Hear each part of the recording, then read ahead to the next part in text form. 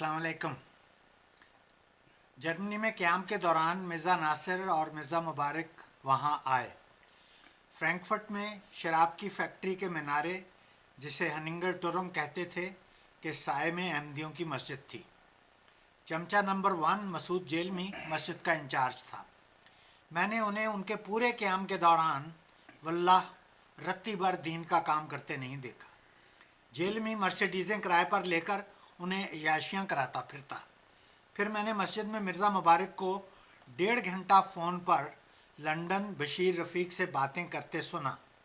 स्वाय shopping के कोई और बात नहीं थी।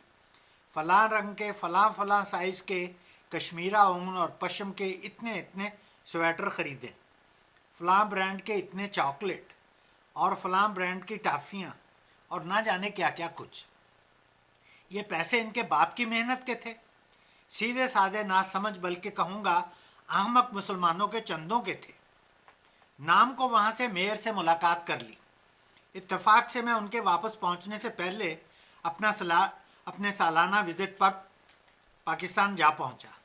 मिर्ज़ा नासिर अहमद ने खुतबे में वो झूठ बोले कि खुदा की पनाह। इनके और इनके बाप के तो मैंने दुनिया के सफ़रों में झूठ साबित होने के खुद मुशाहिदात किए हैं।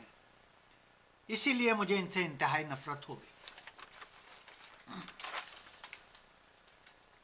मुझे रबवा के चंद लोगों ने कहा, आप जो कहते हैं कि रबवा में लूत का दौर रिपीट हो रहा है, तो आप भी उनमें से शामिल होंगे। शेख करीम, जिसने अहमदियों के ख़िलाफ़ वेबसाइट शुरू की हुई है, मुझसे इंटरव्यू लेते वक्त कोशिश में रहता कि मेरे अपने किसी स्कैंडल का पता लगे। अव्वल तो मैं इस नतीजा पर पहुंचा कि शेख करीम जो कुछ कर रहा है वो उसमें सिंसियर नहीं है। एक तो ये कि वो स्टेज पर महज़ब ज़बान बोलता है और जो ही नीचे आता है वो शेख करीम बन जाता है, यानी हर फिक्रे में गलीज़ गालियों का इस्तेमाल। मैं इन्हां दी भैन नूं याद देंगा, ये उसका तकिया कलाम।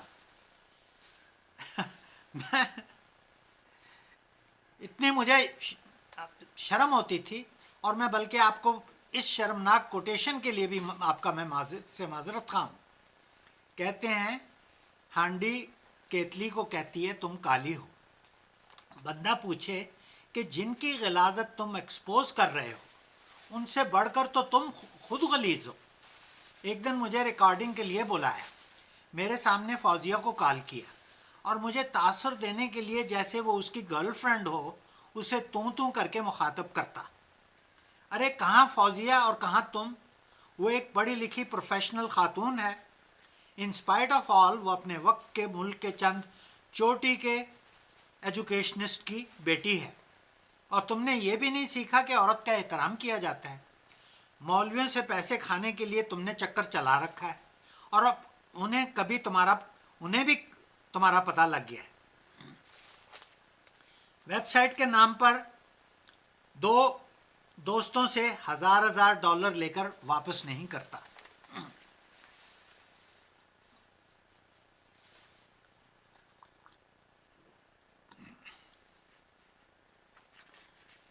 कहते हैं, the moment you think you found wisdom you lost it. तुमने खुद रब्वा में लचर ज़िंदगी बसर की और तुम सबको अपने जैसा समझते हो। मैं चैलेंज करता हूँ कि कोई गुनाहगार हो लेकिन कोई साबित कर दे कि मैंने रब्वा में इस जैसा, यानी कि शेख जैसा कोई गंदा काम किया हो। मैं डॉक्टर रमज़ान का बेटा हूँ, जिनके बारे में उनके वक्त के लोग कहा करते थे, जब तुम्हारा बाप मेडिकल कॉलेज से छुट्टियों पर गांव में आता तो गांव की लड़कियों से देखने के लिए जमा होती। उसने औरतों की मौजूदगी में कभी आंखें ऊंची नहीं की थी। मैं उनसे बिल्कुल अलग निकला। मैंने कभी आंखें नीची नहीं की। नीची करूँगा तो दुनिया को कैसे देखूँगा। ताहम हमेशा ये मद्देनज़र रहा कि ये भी किसी की बेटी, बहन या माँ है। 5वीं 6ठी जमात तक जबकि शऊर नहीं होता, हम भी महल्ले और फैमिली की लड़कियों के साथ खेलते थे। सब बच्चे क्यूरियस होते हैं और वो इनोसेंट सेक्स में इन्वॉल्व हो जाते हैं। मैं जब मुल्क से बाहर आकर जर्मनी में मुलाजमत करने लगा تو صرف ایک بار پلے بوائے جو کہ پورنوگرافک میگزین ہے کی ورک گردانی کی، پھر کبھی خواہش نہ ہوئی۔ یورپ جاتے ہوئے ایران میں ایک اسٹرپٹی شو میں چلا گیا۔ عورت آہستہ آہستہ کپڑے اتار رہی تھی۔ ابھی شو ایک چوتھائی بھی نہیں ہوا تھا تو اٹھ کر باہر آ گیا کہ یہ بھی کوئی تفریح ہے۔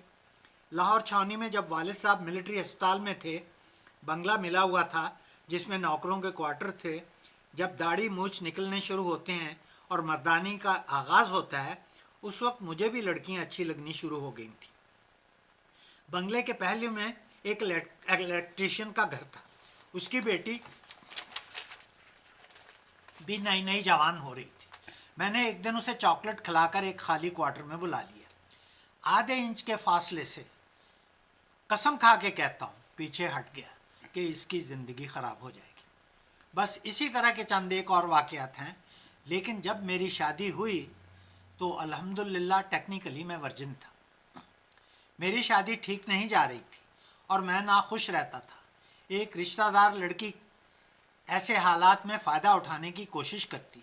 ایک دن بیوی کے رویے سے آزردہ حالت میں اس لڑکی کے ساتھ اس کے اپارٹمنٹ میں چلا گیا۔ میں نے پہلی دفعہ زنا کا مرتکب ہو جانا تھا۔ اس نے کپڑے اتار پھینکے، لیکن اس کا پیریڈ تھا، اللہ نے بچا لیا۔ تاہم مرزا بشیر الدین محمود یا وہاب جیسی ایڈونچرز کی امید نہ رکھیں۔ راکم کی دوسری بیوی خوبصورت بھی تھی اور نیک بھی، ایک غیر مسلم خاتون۔ جب دونوں ایک دوسرے سے خوش ہوں تو انسان کیوں ادھر ادھر منہ مارے؟ اسی لیے میں کہتا ہوں کہ حضرت صاحبوں سے تو ہم گناہگار بدرجہ بہتر ٹھہرے، تو پھر چاہیے تو یہ کہ ہم حضرت صاحب ہوں اور یہ ہمارے مرید۔ Just wishful thinking. ہاں، جہاں تک ہم جنس پرستی کا تعلق ہے، باخدا اس کا سوچ کر بھی گھن آتی ہے۔ اسی لیے ربوہ کے ماحول سے شدید نفرت رہی۔ سمجھ نہیں آتی تھی کہ ہر کس و ناقص بما خلیفہ وقت کے اس غلیظ فعل کا کیوں خوگر ہے۔ میں نہیں کہتا کہ میں واحد ایسا تھا، کئی اور بھی یقیناً تھے، لیکن وہ نظر نہیں آتے اور نہ وہ اعلان کرتے ہیں۔ لیکن شیخ کریم جیسے یہ ثابت کرنے کی کوشش میں رہتے ہیں کہ جیسے وہ خود ہیں، ہر کوئی انہی سا ہے۔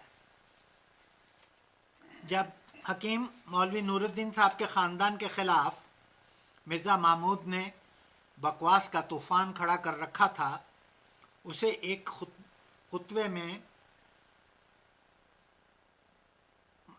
مولوی نور الدین صاحب کی اولاد کے بارے میں یہ کہتے سنا، دیکھنا ایک دن یہ کشکول لے کر بھیک مانگا کریں گے۔ تم نے داڑھی رکھ لی اور پگڑی پہن کر اپنی چالوں سے ایک کلٹ تشکیل دے لی اور لوگوں سے پیسہ بٹورنے کے ہتھ کنڈوں سے آباء و اجداد کی عیاشیوں اور بدکاری کی زندگی گزارنے لگے، اور کشمیر میں ایک تالاب کے اندر وہاب عمر کا عضو تناسل پکڑ کر تم نے کہا جوانی ہو، پیسہ بھی ہو، ہر قسم کی سہولتیں بھی میسر ہوں، کسی گرفت کا بھی خوف نہ ہو، تو پھر کون برائی سے بچتا ہے؟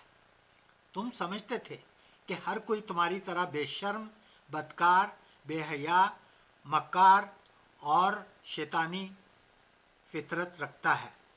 تمہارے ہی خاندان کے ایک شہنشاہ نے لوگوں کا پیسہ لوٹ کر تاج محل بنایا۔ اس نے اپنی درندانہ شہوت کو محبت کا نام دیا اور ایران و وسط ایشیا سے ماہرین بلائے۔ انہیں کہا مجھے ایسا چاہیے جو رہتی دنیا تک لوگ میرا نام لیں۔ انہوں نے کہا اپنے خزانے سے ایک کشتی کو ہیروں جواہرات اور اشرفیوں سے بھر دیں۔ اس نے ایسا ہی کروایا اور وہ کشتی میں جمنا کے دوسرے کنارے کی طرف روانہ ہوئے۔ عین بیچ میں پہنچ کر آرکیٹیکٹوں نے مٹھیاں بھر بھر کر ہیرے جواہرات اور اشرفیاں دریا میں پھینکنی شروع کیں۔ بادشاہ نے کہا دیوانے ہو گئے ہو، یہ کیا کر رہے ہو؟ وہ بولے جہاں پناہ، جیسا تاج محل آپ چاہتے ہیں اس کے لیے دولت ایسے ہی لگے گی۔ شاہ جہان نے فارسی میں کہا گو ہیڈ۔ اب تاریخ میں سے سچی محبت کی ایک داستان سنیں۔ جب انگلستان کی موجودہ ملکہ کے دادا کا انتقال ہوا تو ملکہ کے تایا نے بادشاہ بننا تھا۔ اس وقت برطانیہ کی سلطنت کے بارے میں کہا جاتا تھا کہ اس پر سورج غروب نہیں ہوتا، یعنی اگر آپ ہانگ کانگ سے شروع ہو کر مغرب کی طرف چلنا شروع ہو جائیں اور زمین کا پورا چکر لگا لیں تو آپ کا ہر قدم برٹش امپائر پر پڑتا تھا۔ اس وقت کیا ہوا کہ ہونے والے بادشاہ کو امریکہ کی ایک ایسی خاتون سے محبت ہو گئی جو دو دفعہ طلاق شدہ تھی۔ برطانیہ کے قانون کے تحت ایسی خاتون سے شادی کرنے والا تخت کا حقدار نہیں ہو سکتا تھا۔ پارلیمنٹ نے ملکہ کے تایا ایڈورڈ ہشتم سے کہا، آپ کے لیے 2 چوائس ہیں، یا تاج یا خاتون۔ ملکہ کے تایا نے جواب دیا، you can keep your crown, اور تمام عمر اس سادہ سی عورت کے ساتھ درویشی میں گزار دی۔ پوری تاریخ میں محبت کی ایسی اور مثال دکھا دیں۔ اگر میں تب ہوتا تو مرزا محمود سے کہتا، تم نے جو مذہب کے نام پر لوگوں کو لوٹ کر عیاشی کے لیے دولت اکٹھی کی، اس کا مقابلہ ایڈورڈ ہشتم کو ملنے والی دولت سے ریت کے ایک ذرے اور ہمالیہ پہاڑ کا موازنہ ہے۔ تم نے جو کہا کہ دولت کی فراوانی ہو تو پھر کون برائی سے بچتا ہے؟ اس بیان اور حقیقت کے پیش نظر کردار کے لحاظ سے ایڈورڈ ہشتم کا اور تمہارا موازنہ یوں ہے جیسے فاختہ اور خنزیر کا۔ میں تاریخ کا ہر روز مطالعہ کرتا ہوں، لیکن تم سا بدکار مجھے ابھی تک تاریخ کے اوراق میں نظر نہیں آیا، اور تم نے اپنے آپ کو مسلم ماؤد اور فضل عمر کے القاب دیے۔ حقیقت میں تم ایک جوکر ہو۔ میں جب جرمنی میں تھا تو مجھے معلوم ہوا کہ منان عمر کا بیٹا اسامہ، جسے میں نے بالکل چھوٹا سا دیکھا ہوا تھا، جرمنی کی کسی یونیورسٹی میں پی ایچ ڈی کر رہا ہے۔ وہاں 5 سال کے قیام میں کبھی اس سے مل نہ سکا۔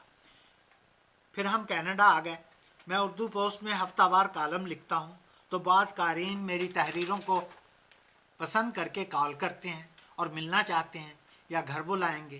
ان میں سے ایک کلین شیف سکھ جو برمپٹن میں رہتا ہے نے مجھے گھر پر بلایا اور ساگ دال مرغے وغیرہ سے آؤ بھگت کی۔ اس نے کہا کہ وہ بھی جرمنی میں رہ چکا ہے۔ پھر بتایا کہ اس کی بیوی کو بچہ نہیں ہوتا تھا تو ایک پاکستانی ڈاکٹر نے علاج کیا اور اوپر نیچے 4 بچے ہوئے اور سب اس ڈاکٹر نے ڈیلیور کیے۔ پھر بولا کہ ہم دونوں خاندان اب 2 جان یک قلب ہیں۔ وہ ڈاکٹر منان عمر کا بیٹا اسامہ تھا۔ اس نے پی ایچ ڈی کرنے کے بعد ایم ڈی بھی کیا اور ایک دو مزید پوسٹ گریجویٹ ڈگریاں بھی حاصل کیں۔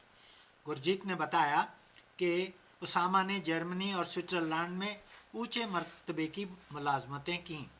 جرمن عورت سے شادی ہوئی اور تینوں بیٹے امریکہ میں اعلیٰ یونیورسٹیوں میں پروفیسر وغیرہ ہیں، اور اس کی بہن کا خامد پیٹرولیم کا پروفیسر اور کروڑ پتی بزنس مین ہے۔